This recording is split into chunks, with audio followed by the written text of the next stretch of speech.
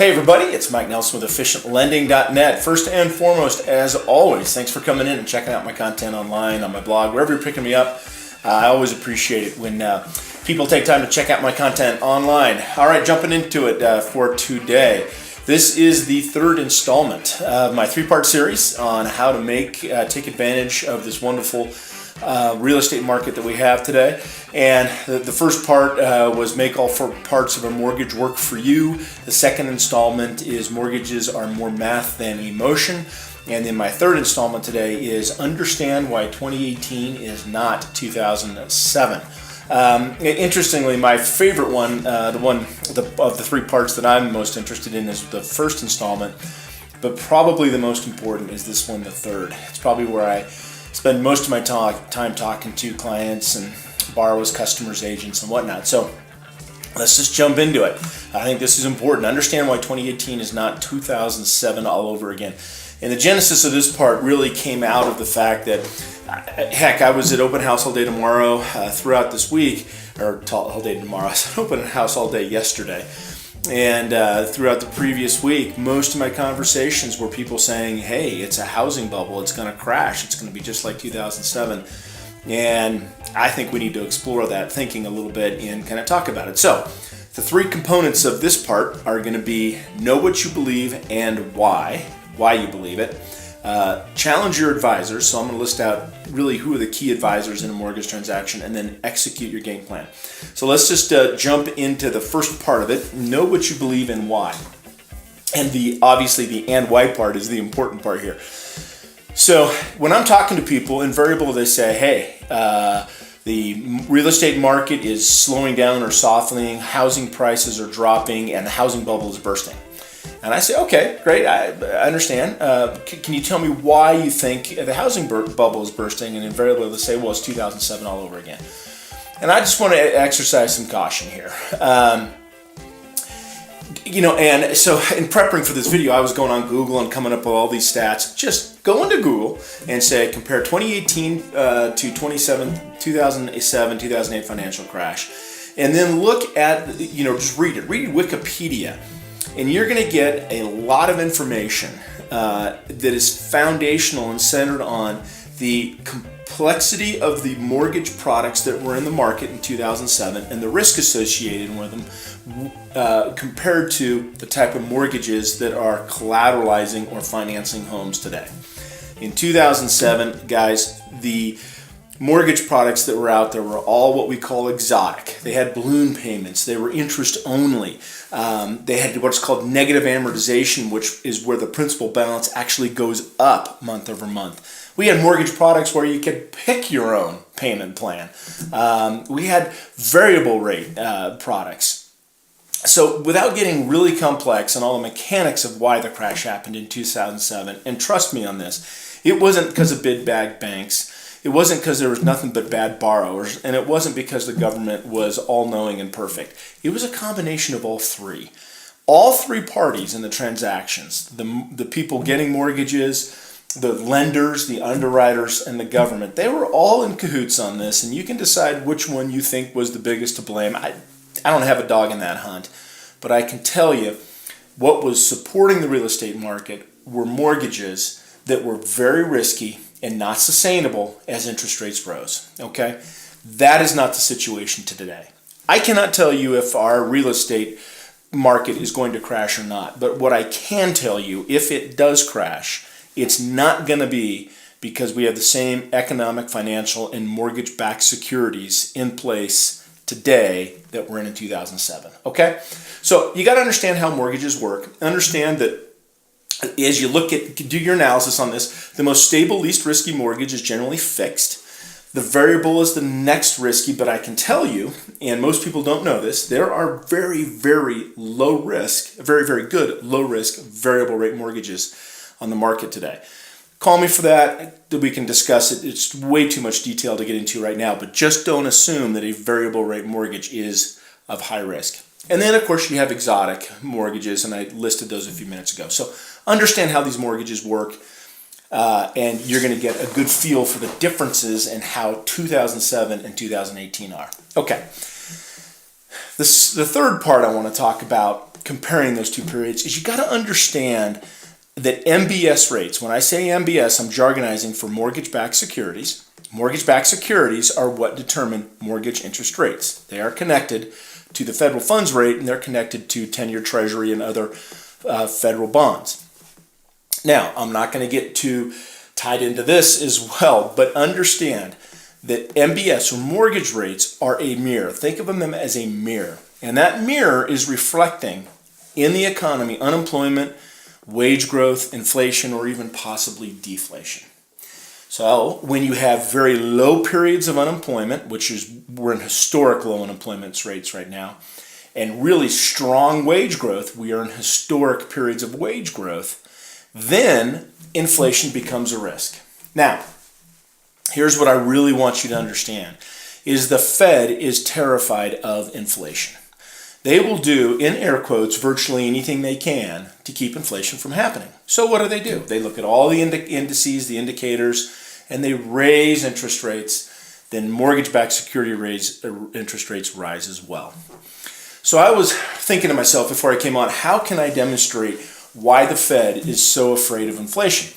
And you can see my picture that I'm putting up in here. And this is actually a real-world scenario. And before I jump into this, I just want to make sure everybody understands this is not a joke. I'm very, very serious about this. This example that I'm going to use represents tremendous hardship. And it's touched my family personally as well because I have family in Venezuela. But if you look at this picture right now, in August of this year, it took 2.6 million bolivars, probably didn't pronounce that right, to purchase one roll of toilet paper.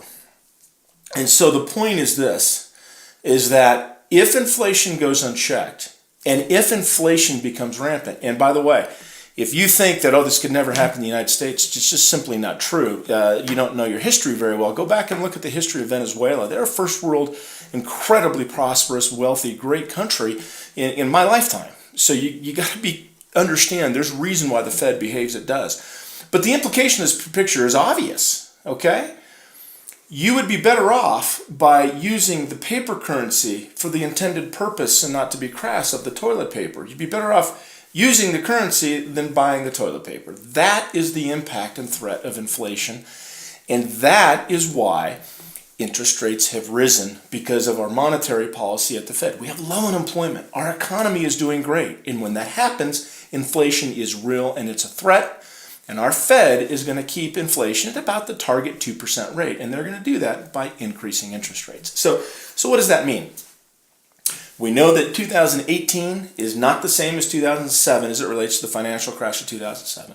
We know interest rates have risen, and they've risen because we have a very healthy market. Look, I talk to borrowers every day, and I'm telling you, their wages are growing. And they're working, and so they're really in a great position to purchase. And so what's happened is we have a normalized economy. The average interest rate in mortgages over the last 40 years is about 6.5%. We're at about 5.5% right now at a 30-year fixed, okay? So we're normalizing.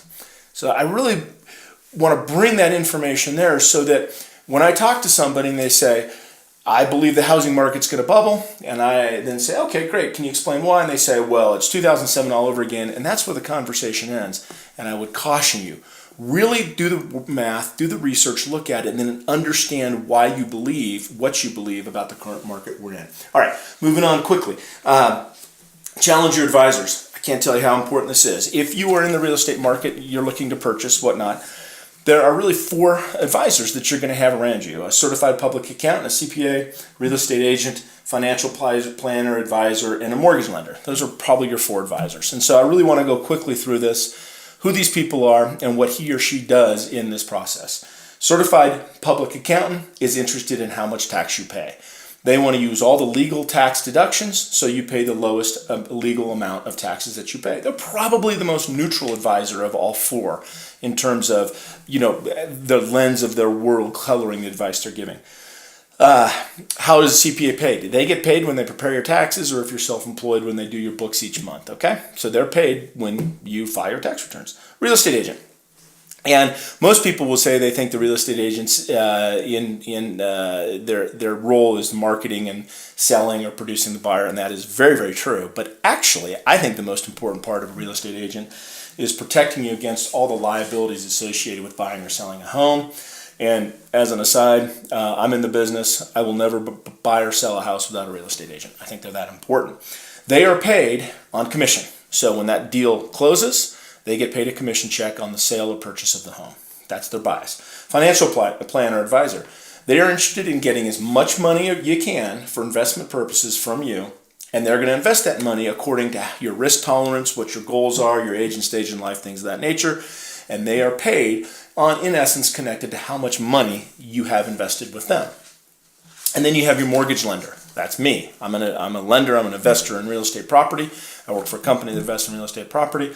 My interest is getting the absolute best mortgage product for your personal situation, what you need. And I get paid, not by you, I get paid by my investors when your house closes. Okay, so my bias is I want you to get a mortgage. Now, quickly. So a lot of people will say, why is the bias important? And this is a really easy example. I can tell you right now that I think the absolute best way, outside of a gift from a family member, to generate funds that you don't necessarily have for a down payment on a house, because remember, I like big down payments, buy as much as you can, is borrow against your 401k. Now, I'm not going to take the time to go through all the reasons why. Just call me if you want to know those. But I can tell you they're really good, solid foundational reasons, and it's a wise choice. The financial planner will tell you, don't ever borrow against your 401k for any reason whatsoever. And they're going to give you really good reasons why you would never do that. I will tell you this. We each have our bias. We're each trying to advise you the right way. Okay? And I think really we both are advising you with really good, solid financial advice. But the first tenet, and you see this in the bullet below, is understand who your financial advisor are, get your relationships with them, and then understand their bias, okay? My bias is getting you the best mortgage at the least cost. The financial advisor is trying to get you the highest return on your money, okay? So once you have done that, just decide what's best for you.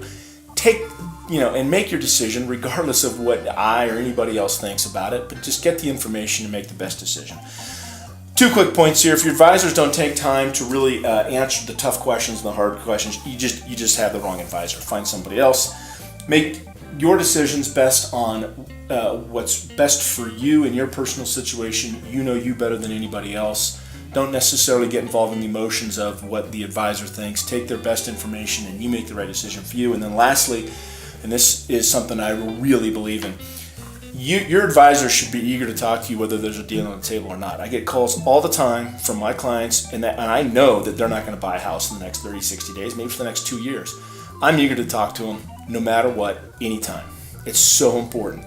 I want to be a trusted advisor when you're in a deal and when you're not in a deal. It's the foundation of my business, and any advisor you have advising you should have that attitude. I think that's important. And we're almost done here. Last one, execute your game plan. This is easy. It's self-explanatory. Once you have all the information, create a game plan, execute it, and then constantly be getting your good trusted advisors, your news sources, evaluate your game plan, and then make the appropriate changes. All right, that ends my 3-part series. I hope it is helpful. Leave a comment here, subscribe, text, email, whatever. I'm more than happy to continue the dialogue. Hope this information is useful for you. And as always, thanks for checking out my channel and my content. I always appreciate it. Have a wonderful week.